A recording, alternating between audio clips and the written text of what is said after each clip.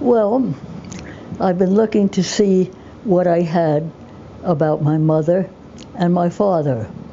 I knew that they both had come from Romania and had met in New York when each one went to night school to learn how to speak English.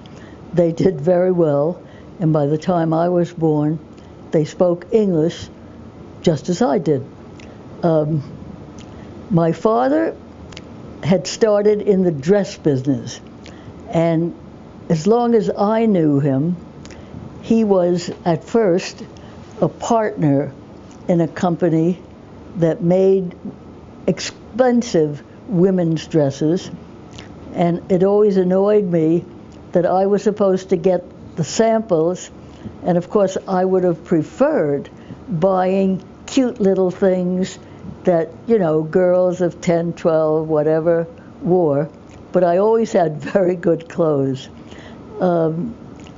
They were interesting to me because they spoke Romanian, and whenever they wanted to say something that the children might not be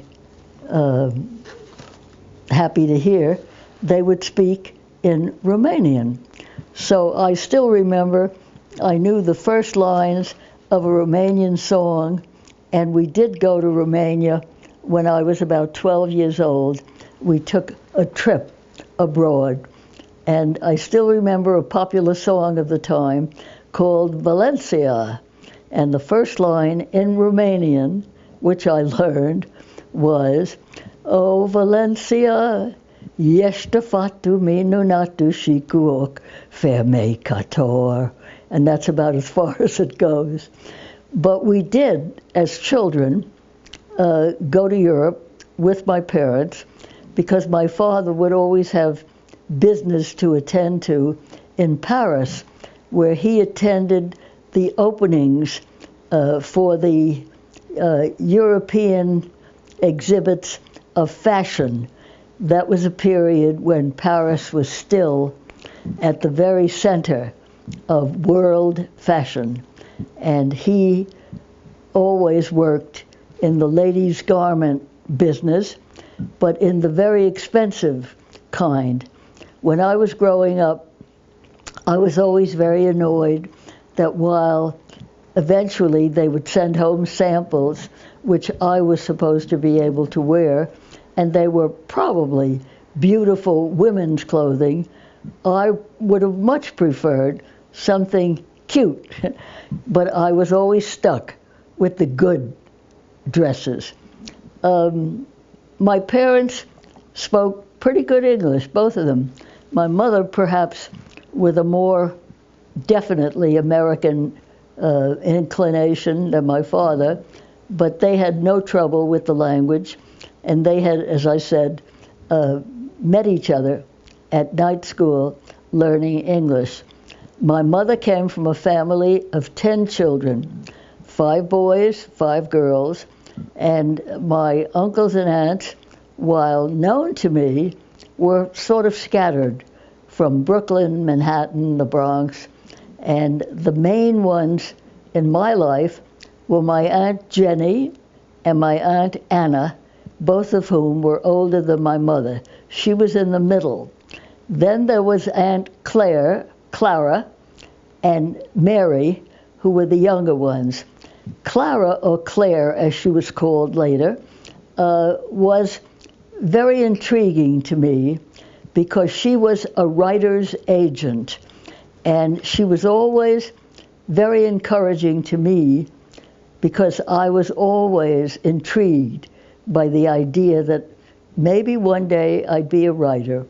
Well, I never really achieved writing status, but in almost every job that I ever had, I included writing about it. So I have a stack full of old magazines about television because I was involved in television when it first started. KTLA, which still exists, was one of 2 stations. And at the moment, I can't recall how I got the job, but I was supposed to be in charge of women's programming. And I have to smile when I think of it because I wasn't very original about women's programming. I would talk about teaching and something like that. Eventually, I did actually take a teaching exam, which I passed, but I didn't decide that I wanted to go into teaching for quite a while. I remembered that at the time I was working at Macy's, R.H. Macy and Company, and I was the assistant buyer, or maybe the assistant to the assistant buyer, in the underwear department, women's underwear.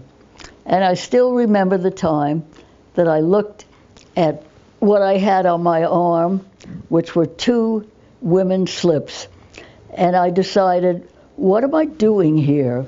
Macy's 6% policy had it that they would meet any price of a specific garment or item and then take 6% off to be sure that Macy's charge was 6% lower.